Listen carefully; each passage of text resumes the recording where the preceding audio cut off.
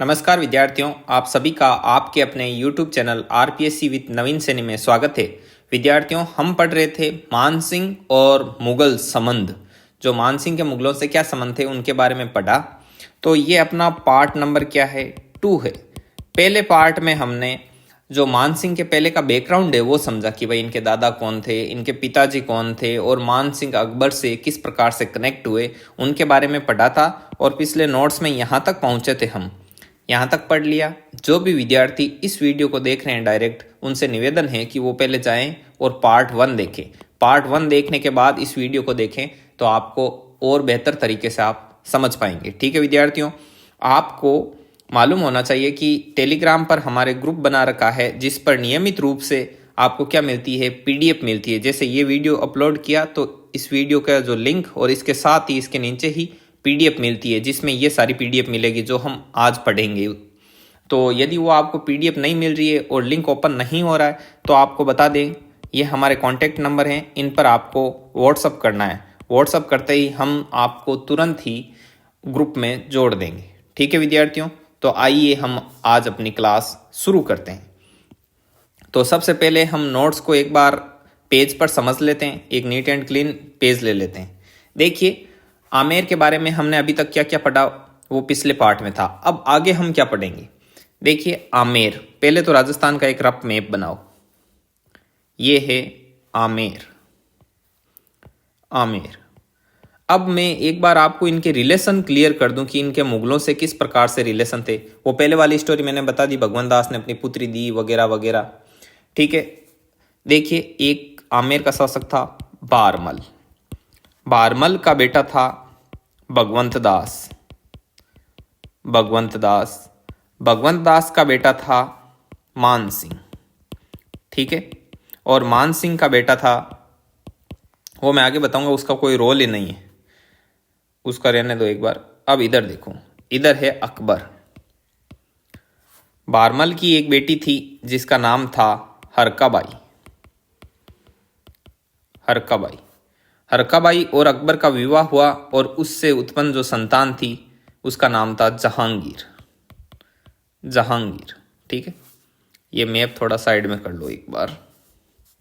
जहांगीर। और भगवंत दास की एक बेटी थी मानबाई। मानबाई का विवाह किया था जहांगीर के साथ और इन दोनों से उत्पन्न संतान थी, उसका नाम था खुसरो।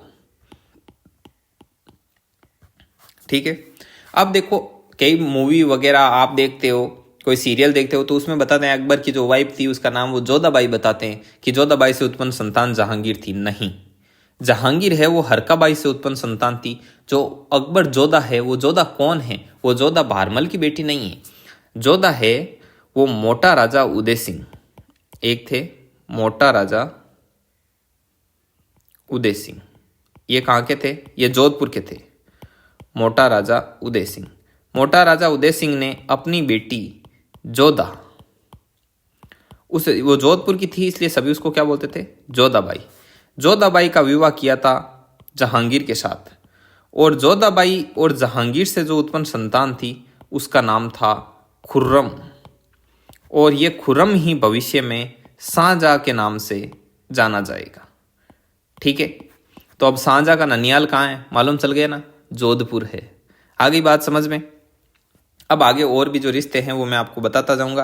पहले ये देखो, ये डायग्राम को नोट करो, आपके दिमाग में नोट करो, बाकी ये नोट किया हुआ आपको इन नोट्स में मिल जाएगा और ये आपको टेलीग्राम पर मिलेंगे। और इसके लिए आप मुझे व्हाट्सअप कर देना यदि टेलीग्राम ग्रुप आपसे ज्वाइन ना हो। तो देखिए ये बात है, आई बात समझ में आपको। अब आगे देखिए आमेर वाली ये क्या घटना होती है। जब भारमल है वो अपनी बेटी का विवाह 1562 में कहाँ पर करता है, सांबर में करता है, तभी अकबर की मुलाकात किससे होती है, इस मान सिंह से होती है। बताते हैं कि जो मान सिंह था वो मान सिंह शरीर से कितना कैसा था, बेडोल था और थोड़ा सांवला भी था। ठीक है, मतलब श्याम वर्ण का। तब बताते हैं कि अकबर को इससे मुलाकात हुई। तब मान सिंह है वो 1550 में पैदा हुआ, तो ये 62 में मुलाकात करता है। तब सिर्फ कितने साल का है, सिर्फ 12 वर्ष का। ठीक है, और हरकाबाई है वो मान सिंह की क्या है, बुआ। अब जब भाई मान सिंह के बुआ की शादी है अकबर से हुई, फूफा जी आए, तो ये फूफा जी अकबर है वो क्या करता था, बड़ा ही मजाकी स्वभाव का था, हर किसी से कॉमेडी करता ही रहता था। तो अकबर ने यूं ही छेड़ा इसको, मान सिंह को। ठीक है भाई, आया आपने इधर ससुराल, तो सोचा कि भाई जोधा को लेने आए हैं, पहली बार दूसरी बार आते हैं ना, वैसे आए।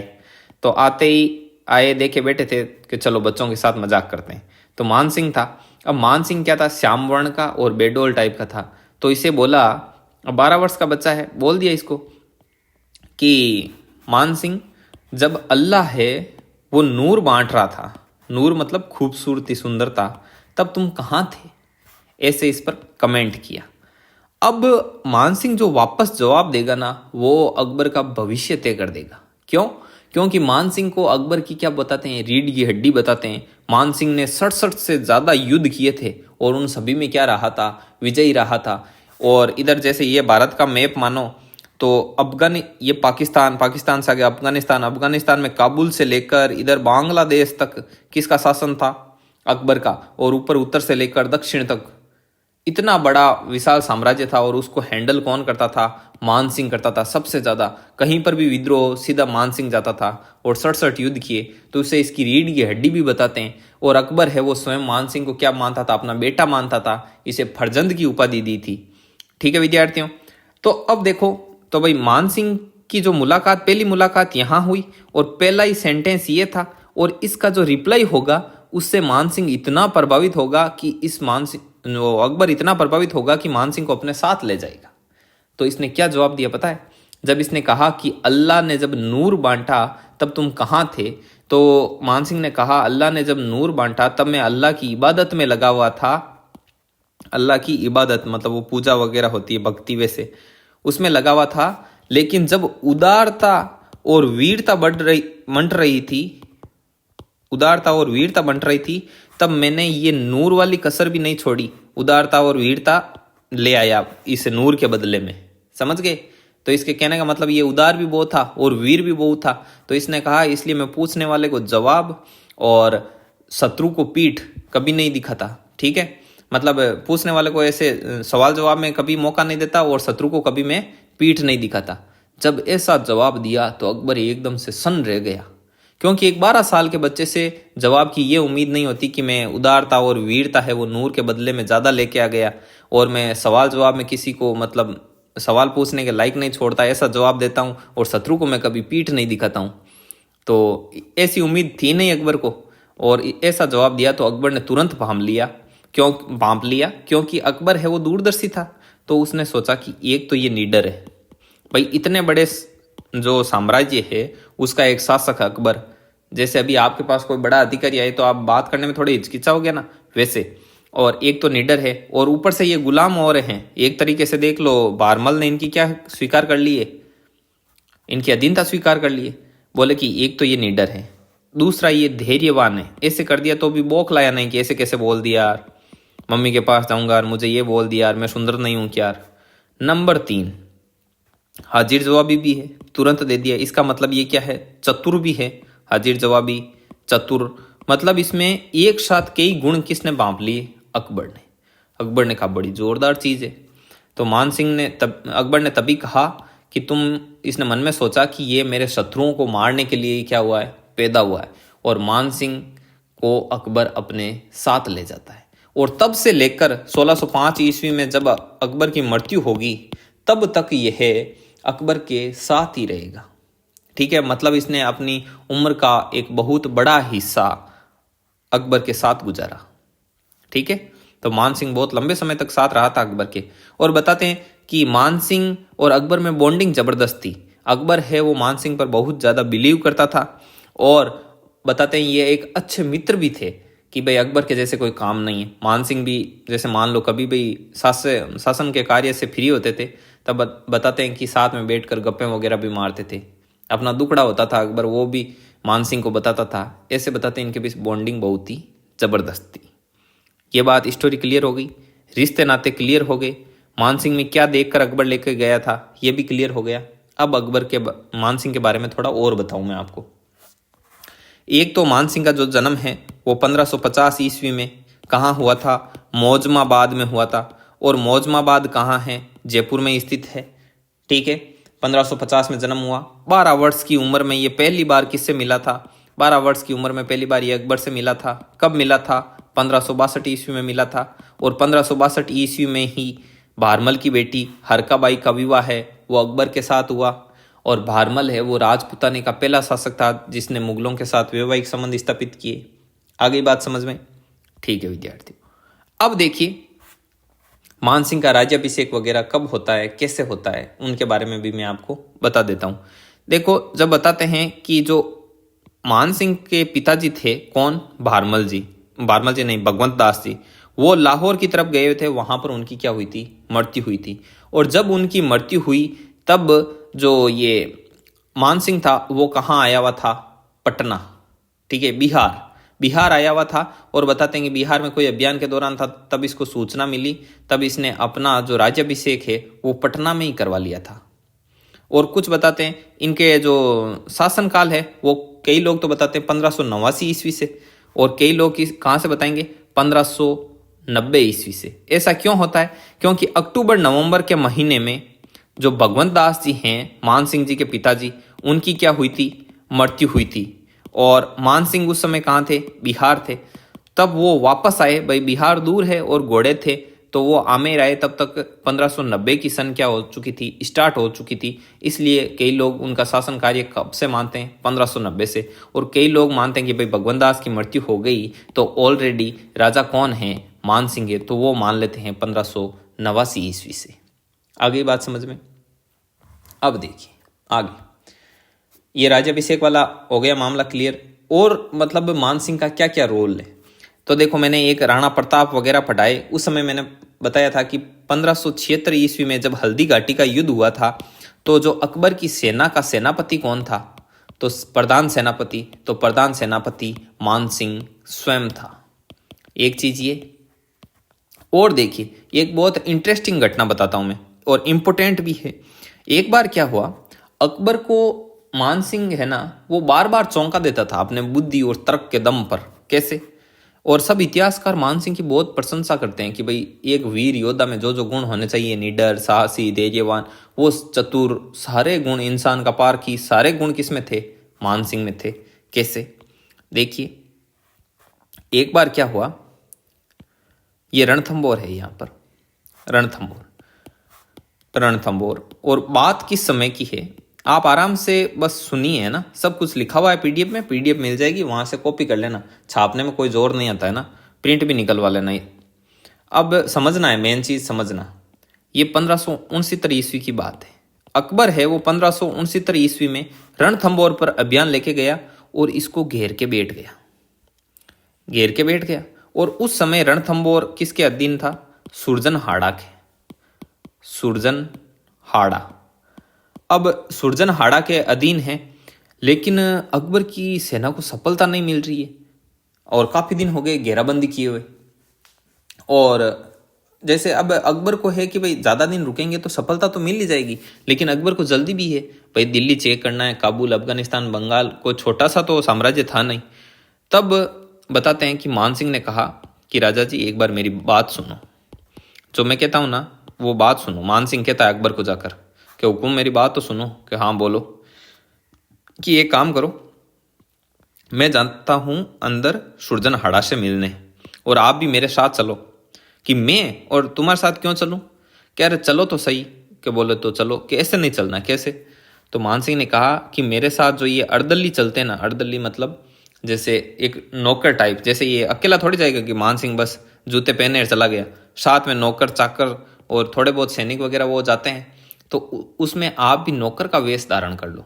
तो पहले अकबर कहता कि सोचता है ऐसे वैसे, फिर बोलता कि एक बार मेरी बात मानो तो सही, तो इसमें हर्ज क्या है? कि चलो ठीक है। अकबर है वो बताते हैं, इतिहासकार बताते हैं, मैं मेरे मन से नहीं बता रहा। अकबर है वो नौकर का वेश धारण करता है और मान सिंह के साथ चला जाता है।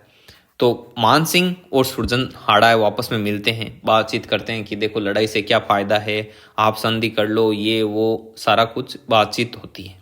लेकिन सुरजनहाड़ा मानने को तैयार नहीं है, बोल रहा है कि यार संधि कैसे कर लें, अकबर है वो हमको क्या समझता है, भाई उसका अहंकार इतना है, ये वो, और हम संधि कर लेंगे तो भी हमारी क्या इज्जत रहेगी, वो हमसे बोलेंगे थोड़ी, हमसे मिलने थोड़ी आएंगे, ये वो हमारी बात रखेंगे थोड़ी।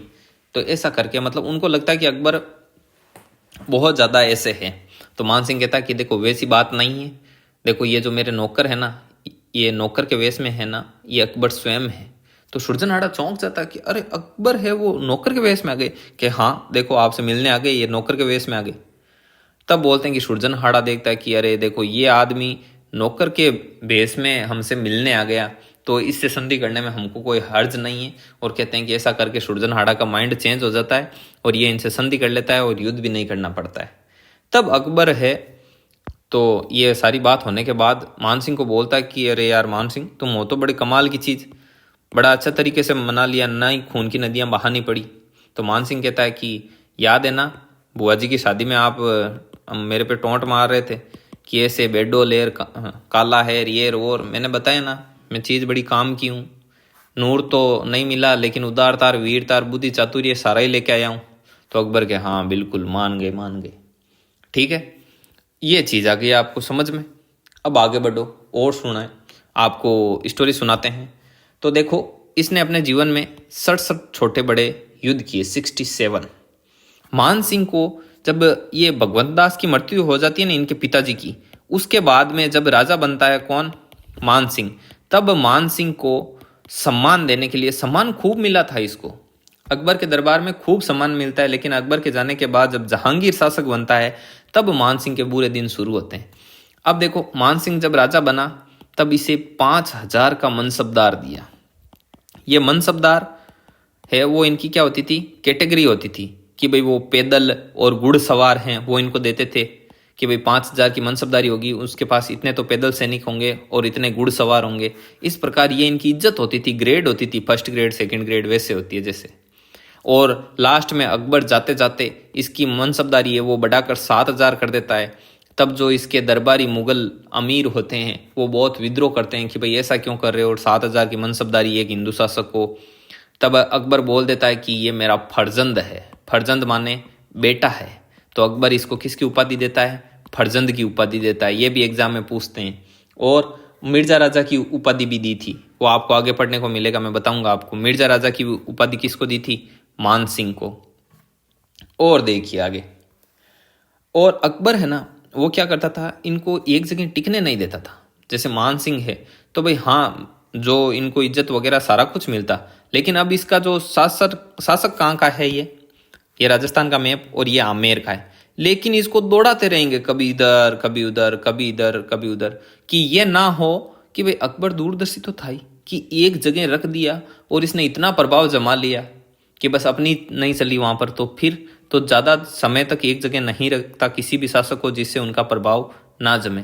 ऐसे ही इतने बड़े साम्राज्य का शासक थोड़ी बन गया अकबर, बहुत बुद्धि थी, पढ़ा लिखा नहीं था, इसने एमए बीएड कुछ नहीं किया था, एकदम अनपढ़ था, फिर भी बुद्धि देखो। इधर ये पाकिस्तान, इसके आगे अफगानिस्तान में काबुल तक, और इधर बांग्लादेश, और इतना लंबा चौड़ा सारा का सारा शासन किसका था यहाँ पर अकबर का शासन था। तो देखो गांव का सरपंच बनने में भी जोर आता है, और इतना बड़ा शासन है हाथ में, तो कुछ तो दिमाग था इसके पास। तो ये बात है।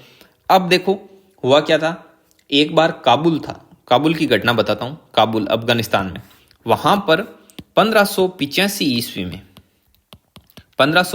ईस्वी में यहाँ का काबुल का सूबेदार था, उसका नाम था मिर्जा हाकिम, सूबेदार मिर्जा हाकिम। अब मिर्जा हाकिम ने बैठे बैठे दिमाग लड़ाया कि हम ऐसा करते हैं, अकबर को रास्ते से हटा देते हैं और पूरा भारत है इतना बड़ा लंबा चौड़ा साम्राज्य वो अपने अधीन ले लेते हैं, ठीक है। और मिर्जा हाकिम है वो अकबर का रिश्तेदार भी था। अब जब अकबर को ये सूचना मिली तब अकबर को लगा कि देखो भाई अपने विद्रोह दबाने के लिए एक ही आदमी लायक है, वो है मान सिंह। तब ये मान सिंह को भेजता है यहाँ पर काबुल में, और काबुल में बोलते हैं कि स्थिति है वो पूरी तरह से अपने नियंत्रण में लो जाके। तो मान सिंह वहाँ जाता है और बताते हैं मिर्जा हाकिम के विद्रोह को दबाता है और यहाँ पर सारा शासन भार अपने हाथ में लेता है काबुल का, और फिर वहीं आराम से बैठ जाता है। अब मान सिंह सोचता है कि अब काबुल में मजे हैं, बैठे हैं आराम से। तो ये अकबर बोलता भी है कि मान सिंह लेटर भेजता है कि काम फिनिश है, हुक्म आगे बताओ। कि आगे कुछ नहीं, अभी एक बार वहां पर शांति व्यवस्था स्थापित होने दो, ये नहीं कि तुम वहां से यहाँ पहुंचो तब तक वापस विद्रोह हो जाए। तो बताते हैं कि मान सिंह यहाँ पर रहा था 2-3 साल। तो अब अकबर को सूचना मिली कि मान सिंह वहाँ कुछ ज़्यादा ही स्ट्रिक्ट हो रहा है, मतलब ऐसे बिहेव कर रहा है जैसे सर्वे सर्वा वही है। जैसे दिल्ली से ऑर्डर जाते थे ना अकबर के, तो वैसे वहाँ पर ऑर्डर चला रहा है। तब बताते हैं मान सिंह की अकबर सोचता है कि ऐसा नहीं हो कि सारा कुछ मान सिंह उधर से अफगानिस्तान पाकिस्तान तक अपने अंडर में ले ले। तब एक बार खत लिखता है कि कैसे हो मान सिंह, के बस बढ़िया हैं, आपको याद कर रहे हैं। कि बस याद कर रहे हो तो आ जाओ। कि कहाँ आ जाऊँ, दिल्ली आऊँ, नागौर आऊँ, कहाँ आऊँ, आपकी राजधानी है, जहाँ जहाँ रहती थी वहाँ वहाँ रहते थे ये। कि नहीं नहीं, आना किधर ही नहीं है, सीधा ही वहाँ से पाकिस्तान होते हुए आओ और डायरेक्ट कहाँ पर जाओ, बिहार जाओ। कि बिहार मैं यहीं पर ठीक हूँ, नहीं ठीक नहीं हूँ, आप आ जाओ, वहाँ से हो गया वहाँ का काम फिनिश, अब जाओ तुम बिहार। और बिहार में जाकर वहाँ पर भी क्या दबाना है, विद्रोह दबाना है। तब मान सिंह यहाँ से सेना लेके चलता है चलता है चलता है, सीधा कहाँ आ जाता है, बिहार आ जाता है। मतलब टिकने तो दिए ही नहीं। अब कितना दूर है, अब देखो आप अफगानिस्तान से होते हुए भारत आओ और भारत में इधर हम यहाँ से नागौर से जयपुर जाओ तो भी 225 किलोमीटर है। तब इतना टाइम, और वैसे तो है नहीं कि कोई फाइटर प्लेन, इनका पर्सनल चार्टेड प्लेन हो या फिर इनके पास कोई गाड़ी वगैरह हो, घोड़े से आते थे। और साथ में इतनी सैनिक वगैरह, पैदल भी रहती थी सेना, तो समय तो लगता ही था। तो फिर यह आ जाता है बिहार। तो बिहार में आता है और बिहार में बताते हैं कि यहाँ का जो शासक वगैरह थे, जो यहाँ पर क्या करने लगे थे, ना नुकुर करने लगे थे, उनको ये दबाता है। तो उनमें कौन कौन थे शासक, उनके मैं नाम भी आपको एक बार बता दूं। 1587 ईस्वी में, इसके 2 साल बाद में ये बिहार जाता है। और बिहार में जो एक गिद्धौर नाम की जगह है, गिद्धौर के राजा थे पूरणमल। पूरणमल को पराजित करता है और इस पूरणमल की जो बेटी होती है उसका विवाह अपने भाई चंद्रभान के साथ कर देता है। ठीक है, नया पेज लेते हैं आगे। चंद्रभान के साथ कर देता है। अब देखो इतिहासकार बताते हैं कि मान सिंह ने खुद ने भी खूब शादियां की थी, इतने युद्ध किए, 67 युद्ध किए। अब जहां पर भी जाता हराया, अगले की शासक की, जो अगला शासक था उसकी बेटी से खुद का क्या कर लेता था, विवाह कर लेता था। कभी भाई का कर देता था, कभी बेटे का कर देता था, ऐसे। और इसने खुद ने भी खूब विवाह किए थे, मान सिंह के पर्सनली खुद ने बहुत ज्यादा विवाह किए, ये इतिहासकार बताते हैं। आ गई बात समझ में। और देखो फिर बिहार का काम खत्म हुआ। जैसे यदि आप ये इंडिया का मैप मानो, इसको इंडिया का मैप मानो एक बार, तो यहाँ राजस्थान ये आ गया और इधर बिहार, फिर भेज दिया इधर उड़ीसा। कि अच्छा 1587 में काम खत्म कर लिया, शादी कर दी अपने भाई की, अब चलो आ गया अकबर का लेटर कि वहाँ टिकना नहीं है, जाओ 1590 ईस्वी में इसे कहाँ पर भेज दिया, उड़ीसा। यहाँ पर है उड़ीसा, उड़ीसा भेज दिया। और मान सिंह उड़ीसा जाता है और वहां पर एक शासक था कतलू खां। क्या नाम था, कतलू खां। अब जो कतलू खां था उसके पुत्र नासिर खां, इसका बेटा था नासिर खां। इस नासिर खां को क्या करता है, यहाँ पर पराजित करता है, विद्रोह को दबाता है। बोलता है कि राजा जी अब तो चैन से बैठ जाऊं, कि ना नहीं बैठना है। अब यहाँ पर है बंगाल, कि जाओ बंगाल। अब देखो यहाँ कहाँ तो था, काबुल में, और काबुल से पहले एक बार इसको 1580 ईस्वी में पाकिस्तान भी भेजता है। 1580 ईस्वी में पाकिस्तान में सियालकोट नाम की जगह है, वहां पर विद्रोह हो जाता है कि जाओ विद्रोह को दबाओ। 1580 से आया और 1585 ईस्वी में भेज दिया काबुल। 1587 ईस्वी में भेज दिया बिहार। 1590 ईस्वी में भेज दिया इसको उड़ीसा। और 1594 ईस्वी में बंगाल का सूबेदार बना दिया। 1594 ईस्वी में बना दिया बंगाल का सूबेदार, कि बोले जाओ बंगाल। और ये यहाँ पर भागता हुआ आता है बंगाल। और यहाँ पर जो जगह है कूच बिहार, बताते हैं कि कूच बिहार का जो राजा था लक्ष्मी नारायण, उसको हराया। और ये पूर्वी बंगाल है, बंगाल में भी जगह थी भाई आजू बाजू में, जो पूर्वी बंगाल था, पूर्वी बंगाल का एक शासक था केदार, उसको भी क्या किया, पराजित किया। और पूर्वी बंगाल के शासक केदार से ही ये शिला माता की क्या लेके आता है, मूर्ति लेके आता है, और इसे आमेर के किले में क्या करता है, स्थापित करता है। ये सब नोट्स में लिखे हुए मिलेंगे आपको बहुत अच्छे से, सारी स्टोरी। ठीक है, कूच बिहार का राजा था कौन, लक्ष्मी नारायण, उसको हराया। और पूर्वी बंगाल का राजा था केदार, उसको भी पराजित किया। और उस केदार से शिला माता की मूर्ति लेके आता है और कहाँ स्थापित करता है, आमेर में। अब ये कहाँ का है, बंगाल का। अब बताते हैं इस दौरान इसके बेटों की भी क्या होती है, मृत्यु होती है। ठीक है, बताते हैं बंगाल साइड गया था तब इसके कई बेटे मारे गए। एक तो देखो दुर्जन सिंह नाम आता है, एक हिम्मत सिंह नाम आता है। तो ये दो बेटे तो बताते हैं एक साथ ही मारे गए थे। और एक जगत सिंह था। अब जगत सिंह की भी क्या हो जाती है, मृत्यु हो जाती है। जगत सिंह बताते हैं कि ये अभियानों में इधर उधर घूमता रहता था, कभी बेटे साथ रहते थे कभी नहीं रहते थे। इस जगत सिंह की तो बताते हैं कि ये बीमार हो गया था और उसका इलाज किया काफ़ी, लेकिन उसका वो ठीक नहीं हुआ। बताते हैं कि जब इसकी मृत्यु तो होती है 1599 ईस्वी में। ठीक है, लेकिन इससे पहले ही 1594 ईस्वी में ये बंगाल में काम खत्म किया। उसके थोड़े दिनों बाद ही इसका बेटा बीमार हो गया। अब बेटा बीमार चल रहा है, तब 1598 ईस्वी में ये अकबर को खत लिखता है कि राजा जी देखो, मैंने खूब युद्ध किए, 67 युद्ध किए और विजय भी रहा। आपके जहाँ जहाँ विद्रोह हुए मैंने दबाए विद्रोह को। स्वामी भक्ति भी मैंने पूरी की पूरी रखी, भाई कभी दगा नहीं किया आपके साथ। अब देखो मेरे बच्चे की भी तबीयत ठीक नहीं है और ना ही मेरा बंगाल में मन लगता है और इधर उधर भाग भाग के और मैं बुरी तरीके से परेशान हूँ। तो अकबर कहता है कि जैसे राजस्थान का मैप है कि अच्छा कोई बात नहीं, आप आ जाओ वापस, आपका जहाँ जी लगे वहाँ रहो। आप अपना आमेर आपका अपना घर है, वहाँ रहना चाहते हो तो वहाँ रह जाओ, आप अजमेर रह जाओ, नागौर रह जाओ, कहाँ रहना है। बोले कि आमेर तो मैं जाके क्या करूँगा, मैं ऐसा करता हूँ अजमेर आ जाता हूँ और अजमेर से ही पूरे राजस्थान को क्या कर लूँगा मैं, इधर ये पूरा राजपूताना है इसको मैं कर लूँगा हैंडल। क्यों, क्योंकि अजमेर केंद्र में है, राजस्थान का हृदय है। अंग्रेज भी आप देखना, जो एजीजी होगा आधुनिक राजस्थान में पढ़ेंगे, एजीजी है वो हमेशा ही कहाँ बैठेगा, अजमेर। और जब गर्मियाँ ज़्यादा होती थी तब वो एजीजी आबू बैठते थे, अंग्रेजों को गर्मी लगती थी। ठीक है, तो ये चीज़ है। तब बताते हैं 1598 ईस्वी में ये आ जाता है यहाँ पर, कहाँ पर, अजमेर। और 1599 ईस्वी में जगत सिंह की मृत्यु भी हो जाती है। बताते हैं कि जगत सिंह है वो मान सिंह का सबसे प्रिय बेटा था। अब मैं आपको थोड़ा बहुत, ये मान सिंह का काफ़ी बखान कर दिया, थोड़ा अकबर का भी बताऊं कि भाई ये इधर उधर ये कर रहा है युद्ध वगैरह और विद्रोह दबा रहा है, अकबर की जिंदगी में क्या चल रहा है। अब देखो अकबर, अकबर का बेटा जहांगीर, जहांगीर का बेटा खुसरो और जहांगीर का एक इधर खुर्रम भी है। अब हुआ क्या था, बताते हैं कि अकबर है ना वो चिंता में रहता था। अकबर का अंतिम समय अच्छा नहीं गुजरा। क्यों, जैसे ये भारत है और इधर बंगाल तक, इधर काबुल तक, ये सारा क्षेत्र किसका, अकबर का।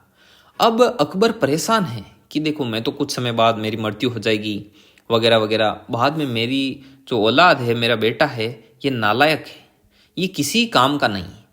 जहांगीर में कोई योग्यता नहीं थी आप सच पूछो तो। और इसकी मेन क्वालिफिकेशन मैं आपको बता दूं कि क्या क्या था इसके पास। एक तो ये अफीम चीता, सुबह उठा अफीम ले ली और पूरे दिन जैसे लाश पड़ी है ना वैसे पड़ा रहता था। और ना ही इसका कोई ज़्यादा दिमाग काम करता था। नशेड़ी था, पूरे दिन नशे में, पूरे दिन शराब, सूरा और सुंदरी में लीन। शराब पी लेता था ढेर सारी, फुल दबा के ले ली, अब फिर सुंदरियों में हरम में पड़ा रहता था। बार बार नृत्य प्रस्तुत करो, ये दिखाओ वो दिखाओ, गाने बजाने, अफीम लाओ, दारू पिलाओ, नचाओ, बस यही काम इसका। और इसमें कोई योग्यता नहीं। और इधर देखो जहांगीर से जो भगवंत दास था, मान सिंह का पिता, भगवंत दास ने अपनी बेटी, देखो ऊपर चार्ट में बता दूं, बेटी थी मानबाई, जिसका नाम रखा था सुल्तान निसा। ये देखो यहाँ पर, ये भगवंत दास ने क्या किया, अपनी बेटी थी मानबाई, मानबाई का विवाह किसके साथ कर दिया, जहांगीर के साथ। और मानबाई का नाम रखा था बाद में सुल्तान निसा, जहांगीर वगैरह ने इधर सुल्तान निसा। इस मानबाई ने क्या किया, इस जहांगीर को सुधारने की बहुत कोशिश की, लेकिन ये सुधरने का नाम ही नहीं ले रहा, नशेड़ी। तो इसके नशे की आदत से परेशान होकर मानबाई ने क्या कर ली थी, आत्महत्या कर ली थी। ठीक है, अब देखो मैं बताता हूँ आगे स्टोरी। अब जहांगीर के वो तो मैं बता ही दिया, देखो खूबियां बता दी मैंने आपको। अब अकबर रहता था परेशान। तो मैंने बताया था कि अकबर और मान सिंह अच्छे मित्र भी थे, दोनों साथ साथ बैठते थे, बातें कर रहे थे, बातें करते थे। एक बार ये दोनों बातें कर रहे थे तो अकबर ने अपना दुखड़ा रोया कि देखो भाई बात तो ये है मान सिंह, अब क्या करेंगे, जहांगीर ऐसा है, क्या करें? तो मान सिंह ने कहा कि भाई राजा जी, अब मैं तो क्या बताऊं आपको हुक्म। तो बोले अपन ऐसा करते हैं, जहांगीर को नहीं बना के सीधा किसको बना दें? खुसरो को बना दें। जहांगीर को साले को रिमूव ही कर दें, शासक बनाए नहीं। ये क्या हैंडल करेगा? पूरे दिन नशे में रहता है, इतना बड़ा साम्राज्य। अब आप देख लो, आप विद्रोह दबा रहे हो, मैं पूरे दिन दिमाग लगा रहा हूं, तब जाके साम्राज्य चल रहा है। लेकिन इसको दे दिया इस नशेड़ी को, तो क्या चलेगा? खाक चलेगा। तो अपन ऐसा करते हैं, खुसरो में इनको क्या नजर आई? योग्यता। हालांकि अकबर ने घोषित भी कर दिया था, लेकिन बताते हैं कि अकबर की मृत्यु के पश्चात जो जहांगीर था उसने इस सब बातों को कैंसिल किया। जो विद्रोह कर रहे थे कि अकबर ने यह कहा वो कहा, उनको लट बजाए उनके, और खुद बन गया शासक कि बस मैं ही हूँ, चुपचाप बैठ रहो। बताते हैं खुसरो को तो अंधा वगैरह करवा दिया, ऐसा कुछ भी बताते हैं इतिहासकार। ठीक है, और खुसरो को नहीं बनने दिया कि सीधा ही कहाँ बन जाएगा, भले ही मेरा बेटा हो। क्या हुआ बेटा हुआ तो? मैं क्या इतने दिन से वेट कर रहा हूँ, बापू मरने का नाम ही नहीं ले रहा था, अब लुट गया जाके। और अभी मैं नहीं बनूंगा तो कब बनूंगा? सीधा ये बन जाएगा तो फिर मैं क्या ऐसे ही हूँ क्या? मैं नहीं बनूंगा तो ये बन जाता है। बताते हैं खुसरो को अंधा भी करवा दिया था, ऐसा भी लिखा हुआ मिलता है कई बुकों में। अपना बेटा हुआ तो क्या हुआ? और फिर बताते हैं कि जहांगीर के बाद में जब जहांगीर की भी मृत्यु हो जाती है, तब कौन शासक बनता है? खुर्रम। और खुर्रम में भविष्य में शाहजहां के नाम से फेमस हुआ था। और शाहजहां है वो मोटा राजा उदय सिंह की बेटी जोधाबाई से उत्पन्न संतान था, इसलिए शाहजहां का ननिहाल कहाँ हो गया था? शाहजहां का ननिहाल हो गया आपके जोधपुर। आ गई बात समझ में? अब देखिए और क्या होता है। अब देखिए आगे क्या होता है। अकबर की मृत्यु होती है 1605 ईस्वी में। 5 ईस्वी में इसकी क्या होती है? मृत्यु। और 1614 ईस्वी में किसकी मृत्यु होती है? मानसिंह की। अब इसकी मृत्यु होती है। अब देखो 1605 के बाद में राजा कौन है, शासक कौन है? जहांगीर। तो अभी तक तो मानसिंह का क्या चल रहा था? स्वर्णकाल चल रहा था, जब तक अकबर की मृत्यु नहीं हुई। अकबर इसको बहुत मानता भी था, आदर भी करता था, रेपुटेशन बराबर मिल रही थी, पैसे की कोई कमी नहीं थी, आव आदर की कोई कमी नहीं थी, मानते पूरी जनता मानसिंह को मानती भी थी, प्रभाव भी अच्छा था, युद्ध भी विजय कर रहा था, सारा कुछ ठीक था। लेकिन अब इसका बुरा समय शुरू होगा। हालांकि अकबर बहुत दूरदर्शी था, उसको लगा कि भाई ये नहीं हो कि मानसिंह मेरे जाने के बाद में मानसिंह बदल जाए, ये ऐसा ही स्वामी भक्त बना रहे। इसलिए अकबर जाते जाते जो मानसिंह की मनसबदारी है वो 5,000 से बढ़ाकर कितनी कर देता है? 7,000। ये 7,000 सिर्फ राजकुमारों को ही मिलती थी, मतलब इनकी औलादें थी ना, उन्हीं को मिलती थी। इतना बड़ा ओहदा दे दिया 7,000 का कि भाई ये इतना और सम्मान दे दूं तो ये नैतिक दबाव में आ जाए, मानने लग जाए कि भाई अकबर ने जाते करते मुझे इतना संभला के गया है, तो मैं उनके जो पीढ़ी है पीछे की जहांगीर वगैरह, इनकी भी मैं क्या करता रहूँ? स्वामी भक्ति करता रहूँ, इनके लिए भी उतना ही स्वामी भक्त रहूँ जितना अकबर के लिए रहूँ। इसलिए अकबर ने इसकी जो मनसबदारी बढ़ाकर कितनी कर दी थी? 7,000। अब मानसिंह हालांकि वफादार है पहले की तरह, ये नहीं कि इसको धोखा दे दिया, लेकिन जहांगीर है उसको इस पर पूरा शक रहता था, हर समय शक करता था। किस पर? मानसिंह पर। अब मानसिंह कुछ अच्छा कह रहा है और जहांगीर मानने को तैयार ही नहीं। अब जहांगीर बोलता है इसको कि अरे मेरे बापू के पास में चिपका रहता था, खुसरो को बना दो, उसको बना दो, ये बना दो, हाँ में हाँ मिला था, पूरे दिन चापलूसी करता, भाग यहाँ से, बिल्कुल आवादर नहीं करता, ये बोलता कुछ और ये करता कुछ। अब सुनने को तैयार ही नहीं। तो जहांगीर है वो न तो इसको कोई ओहदा वगैरह कोई बढ़िया काम देता, बस इधर उधर कोई लड़ाई हो तो भेज दे, वरना कोई काम नहीं, बस बैठे रहो अपनी जगह, अपने तक ही रहो, सीमित रहो। अब हर चीज़ में। अब मानसिंह भाई इतना स्वामी भक्त आदमी, इतना खरा आदमी हो कोई, और उसको बोले आवादर ना मिले तो उसको कैसा लगता है? बताते हैं कि फिर मानसिंह भी अपने तक सीमित हो गया था, और ऐसे नहीं कि भाई बढ़ चढ़ कर कहीं भाग ले रहे हैं। और मानसिंह का बुरा दौर शुरू। ठीक है, 1605 ईस्वी तो आ ही गई अकबर की मृत्यु के बाद। अब 1605 से 14 तक 9 साल तो जिया मानसिंह। बस कोई अभियान पर भेजते हैं तो चला जाता है, वरना एकदम नॉर्मल गुमसुम।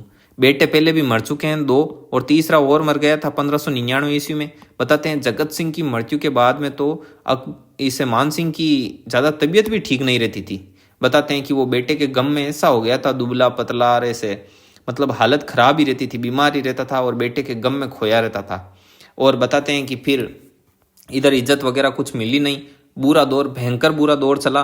उसकी बेटे की मृत्यु के बाद 1599 में मृत्यु हो गई। फिर भी 1605 ईस्वी तक जब तक अकबर थे तो 6 साल और गुजरे अच्छे से, लेकिन 1605 से 14 तक अब कुछ नहीं बचा था। अब बस वही बैठे रहो और जो बताते हैं वो काम कर लो, कोई मान है और कोई सम्मान है। तो ऐसे करते करते 1614 ईस्वी में मान सिंह की मृत्यु हो जाती है। और मृत्यु कहाँ होती है? दक्षिण में एक जगह है एलिचपुर नाम की। एलिचपुर जगह पर बताते हैं कि मान सिंह ने अपने प्राण त्याग दिए थे। और वो मैंने बाकी उपाधियां वगैरह मैंने आपको बताई दी कि अकबर ने मान सिंह को मिर्जा राजा और फरजंद की उपाधि दी थी। ठीक है, तो ये इतना मैंने आपको समझा दिया। थोड़ा सा और है वो मैं बता देता हूँ आपको, नया पेज लेता हूँ, यहां पर समझा दूं। अब देखो थोड़ा स्थापत्य कला के बारे में देख लो। स्थापत्य का मतलब उसने क्या क्या निर्माण कार्य करवाए मान सिंह ने, यह भी इंपॉर्टेंट है। एक तो देखो इसने जयगढ़ दुर्ग की नींव रखी। जयगढ़ दुर्ग की क्या रखी थी? नींव रखी थी। और मान सिंह ने तोप डालने का कारखाना भी लगाया था। अब देखिए पैसे है ना, उनकी कोई दिक्कत नहीं थी। ये आमेर रियासत है ना, वो शुरू से ही पैसे के मामले में बहुत एडवांस थी। क्यों? ये देखो अब मान सिंह वगैरह बाहर जाते हैं अभियान पर, तो वहां से धन सोना चांदी लूट कर तो लाते ही हैं भाई। अगले शासक को हराया तो उनसे लाते हैं। हालांकि कुछ भाग है वो देते हैं अकबर को, लेकिन भाई अंदर रखते भी थे। ठीक है, जैसे तैसे करके इन्होंने खूब पैसा बटोरा। अब पैसा आ गया तो फिर वो क्या करवाते हैं? निर्माण कार्य करवाते हैं। खूब पैसा है, कोई तकलीफ है नहीं। तो इसने जयगढ़ दुर्ग की नींव भी रखी थी। और बताते हैं कि ये जितना भी पैसा लाता था सोना चांदी वगैरह लूट पाट के, और वो धन था ना, वो सारा का सारा जयगढ़ दुर्ग में क्या किया था? दबाया था। और ऐसी जगह रखा था कि वहां से हर कोई बाहर का शासक आके उसको हासिल ना कर सके। ऐसे ऐसे गुप्त स्थानों पर भी छुपाया था। और बताते हैं कि जब अपने इमरजेंसी लगी थी, जब इंदिरा गांधी के पूरा हाथ में था, तब बताते हैं कि उस इमरजेंसी के दौरान जयगढ़ दुर्ग है वो पूरा के पूरे वर्ल्ड में मतलब चर्चा में आ गया था। बताते हैं कि जयगढ़ दुर्ग में इंदिरा गांधी ने खुदाई भी करवाई थी सोना वगैरह निकालने के लिए। और उस समय ये बहुत ज़्यादा चर्चा में आ गया था। जयगढ़ दुर्ग सभी लोग जानने लगे थे। और वहाँ खुदाई करवाई जहाँ पर इतिहासकार और पुरातत्ववेताओं ने खजाना होने की संभावना जताई थी। ये बात है इससे जुड़ी हुई। तोप ढालने का कारखाना भी लगाया था। और आज के दिन भी वहाँ पर तोप डालने के जो वो खोल होते हैं ना, वो बड़ी संख्या में आज के दिन भी वहाँ पर हैं। इसने आमेर के महलों का निर्माण भी करवाया, शिला माता का मंदिर भी बनवाया। और इसकी जो रानी थी कनकावती का इसी से उत्पन्न पुत्र था जगत सिंह। उस जगत सिंह की स्मृति में जगत शिरोमणि मंदिर का निर्माण भी करवाया था। और इसी जगत शिरोमणि मंदिर के अंदर मीराबाई जिस कृष्ण की मूर्ति की पूजा करती थी ना, वो मूर्ति यहीं पर रखी हुई है अभी। ठीक है, और बिहार में मानपुर नगर भी बसाया था और रोहतासगढ़ महल भी बनवाया था बिहार में। ये सब नोट्स में लिखे हुए हैं, बार बार यहाँ लिखने से कोई मतलब नहीं है। बिहार में मानपुर नगर और रोहतासगढ़ महल भी बनवाया था। वृंदावन में गोविंद देव जी का मंदिर भी बनवाया था इसने। ये चीजें हैं। और अब जो आगे के जो विभिन्न ग्रंथ हैं, इसके समय कौन कौन से ग्रंथ लिखे गए वो मैं आपको नोट्स में बता दूंगा। ठीक है, तो ये इतनी सारी कहानी मैंने यहाँ स्थापत्य वाली बता दी आपको। और ये तो मैप है राजस्थान का समझाने के लिए, लेकिन यहाँ पर क्या हम बीच बीच में लिखते हैं ना, तो ये थोड़ा ठीक नहीं रहता है। वैसे बनाने को तो आमेर बना दें, लेकिन हम राजस्थान ऐसे ड्रॉ कर देते हैं ना, तो इधर पाकिस्तान बना देते हैं, आगे अफगानिस्तान बना देते हैं। और कभी इसको ऐसे पूरा भारत में मान के हम आगे बंगाल बिहार उड़ीसा भी बता देते हैं। तो इस कारण मैं इस मैप पर नहीं समझाता हूँ आपको। और ये यहाँ पर मैंने पूरी जितनी कथा थी वो सारी समझा दी। अब इस कथा को पूरी की पूरी को क्या कर लेते हैं? पढ़ लेते हैं। तो आइए आप भी मेरे साथ पढ़ने का आनंद लीजिए। देखिए, आमेर का मान सिंह। अब इस मान सिंह का शासनकाल 1599 ईस्वी से लेकर 1614 ईस्वी तक।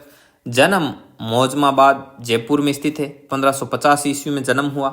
मान सिंह मात्र 12 वर्ष की आयु में ही अकबर के पास चला गया और पहली मुलाकात 1562 ईस्वी में हुई। मान सिंह के पिता की मृत्यु के समय यह बिहार की तरफ गया हुआ था और इसका वहीं पटना में राज्याभिषेक किया गया। मान सिंह 1569 ईस्वी में रणथंभौर अभियान पर गया था। यह सुरजनहाड़ा के अधीन था वो कहानी। उस समय रणथंभौर पर सुरजनहाड़ा का शासन था। 1576 ईस्वी में हल्दी घाटी युद्ध में यह सेनापति भी बना था मान सिंह। और अपने जीवन में 67 छोटे बड़े युद्ध किए, वे विजय भी प्राप्त की थी इसने। मान सिंह को राजा बनने पर 5000 का मनसबदार बनाया और बाद में 7000 का मनसबदार बनाया गया तथा फरजंद की उपाधि भी दी गई थी। काबुल के विद्रोह को दबाने के लिए मान सिंह को 1585 ईस्वी में काबुल का सूबेदार बनाया गया और मान सिंह ने वहां के मिर्जा हाकिम को पराजित कर स्थिति को नियंत्रण में लिया। और 1580 ईस्वी के समय मान सिंह को सियालकोट भी भेजा था। सियालकोट कहाँ है? पाकिस्तान में। ये थोड़ा थोड़ा आप ध्यान में रख लेना। 1580 सियालकोट, 1585 में आपके अफगानिस्तान में काबुल, 1587 ईस्वी में बिहार, 1590 ईस्वी में उड़ीसा, 1500 आगे थोड़ी डेट आप ध्यान में रखना, 1598 में तो वहाँ गया, 1594 में आ गया था आपके बंगाल, ठीक है, और 1598 में वापस आ गया अजमेर। ये थोड़ा थोड़ा देख लेना। 1580 ईस्वी के समय मान सिंह को सियालकोट कहाँ है? पाकिस्तान भी भेजा।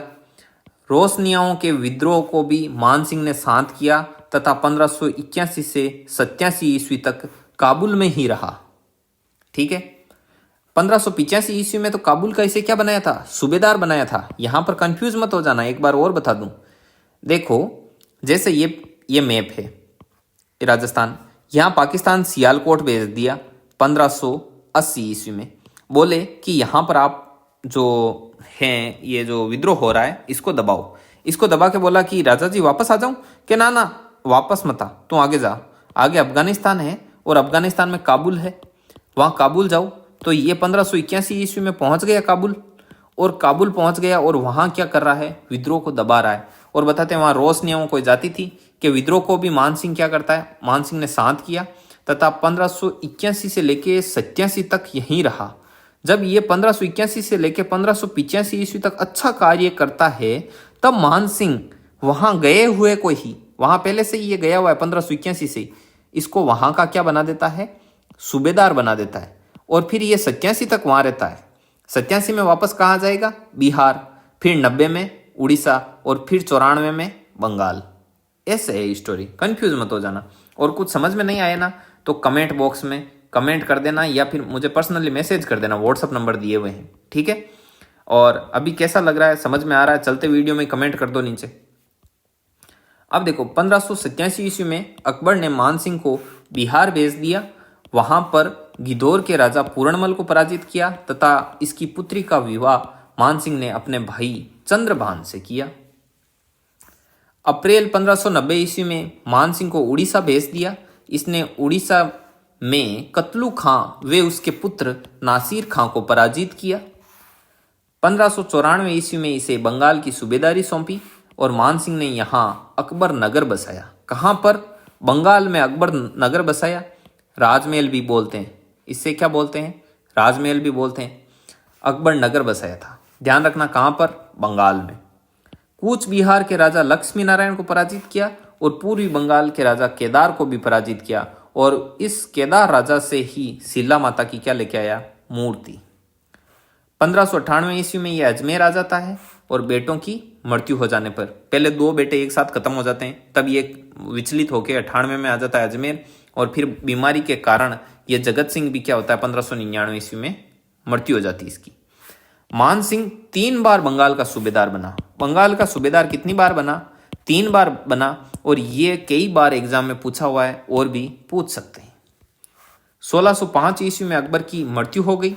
अकबर व मान सिंह ने खुसरो को सम्राट बनाना चाहा था। 1614 ईस्वी में मान सिंह की भी मृत्यु हो जाती है, दक्षिण में एलिचपुर नाम की जगह पर। अकबर ने मान सिंह को मिर्जा राजा व फरजंद की उपाधि दी थी। और ये देखो, ये मैप है। बारमल का बेटा भगवंत दास का बेटा मान सिंह, और मान सिंह का बेटा जगत सिंह। बारमल की बेटी हरकाबाई का विवाह अकबर के साथ, ये मैंने पूरा समझाया ना, ये सारा है। अब इसमें एक छोटी सी चीज बता दूं, जगत सिंह की एक बेटी थी, और मतलब मान सिंह की पोती। अब बताते हैं कि जहांगीर जब इस पर विश्वास नहीं करता था ये वो, तब बताते हैं कि मान सिंह ने जहांगीर को खुश करने के लिए अपनी पोती का विवाह है वो जहांगीर से कर दिया। जहांगीर ने कर भी लिया। और बताते हैं इसको खुश करने के लिए किया, तो बताते हैं एक बार की खुश भी हो गया था, लेकिन फिर भी वापस वही डाक के 3 पात। ठीक है, अब देखो आगे मान सिंह का स्थापत्य क्या है। मान सिंह का मतलब जो क्या क्या बनवाया इसने, स्थापत्य कला का मतलब होता है जो महल दुर्ग निर्माण कार्य। तो इसने जयगढ़ दुर्ग की नींव रखी, तोप डालने का कारखाना बनाया, आमेर के महलों का निर्माण करवाया, शिला माता मंदिर का निर्माण करवाया। रानी कनकावती ने अपने पुत्र जगत सिंह की स्मृति में जगत शिरोमणि मंदिर का निर्माण करवाया। इसमें मीराबाई द्वारा पूजा की जाने वाली मूर्ति स्थापित है। बिहार में मानपुर नगर बसाया व रोहतासगढ़ के महल भी बनवाए। वृंदावन में गोविंद देव जी का मंदिर भी बनवाया। अब ग्रंथ कौन कौन से थे? तो राय मुरारी दास ने मान प्रकाश ग्रंथ लिखा, दलपत राज ने पत्र प्रशस्ति ग्रंथ लिखा, जगन्नाथ ने मानसिंह कीर्ति मुक्तावली ग्रंथ लिखा और पुंडरिक विठल, ये बहुत ही ज़्यादा इंपॉर्टेंट है, ध्यान रखना। पुंडरिक विठल ने राग मंजरी, राग चंद्रोदय, नर्तन निर्णय और रागमाला नामक ग्रंथ लिखे। और दादू दयाल ने वाणी की रचना मानसिंह के समय ही की थी। ठीक है, ये बहुत ही इंपॉर्टेंट है कि दादू दयाल ने वाणी की रचना मानसिंह के समय की। और दादू दयाल से अकबर की मुलाकात होती है, आपको पता हो। और अकबर की मुलाकात जो इनसे किसने करवाई थी? तो वो करवाई थी भगवंत दास ने। मानसिंह के पिता ने ही तो इनकी जो मुलाकात है अकबर की किससे करवाई थी? दादू दयाल से। तो ये चीज़ है। और आज का टॉपिक अपना यहीं पर फिनिश है। और इसी के साथ अपना जो मानसिंह वाला टॉपिक है वो हो जाता है कंप्लीट। अब शेष बचे हैं एक तो राय सिंह, राज सिंह और एक टॉपिक और है, वो मैं आपको बता दूंगा। ये 3 टॉपिक हैं शेष जो मुगलों के साथ संबंध वाले में से। और इन तीनों टॉपिक को हम एक एक वीडियो में ही फिनिश कर देंगे। मैं बता दूं आपको सिलेबस में एक बार निकाल के देखना, ये यहीं पर कंप्लीट है। ठीक है, मानसिंह कंप्लीट है यहीं पर। आज की अपनी क्लास यहीं पर समाप्त है। और ये कंप्लीट लिख लेना अच्छे से। ये नोट्स आपको मिल जाएंगे, डिस्क्रिप्शन में लिंक दे रखा है। वो लिंक ओपन नहीं हो तो मुझे मैसेज कर देना। और मैं बता दूं कि अब अपने टॉपिक में और क्या है। देखो एक बार, ये यहाँ पर रहा अपना सिलेबस। सिलेबस कहाँ गया? ये रहा।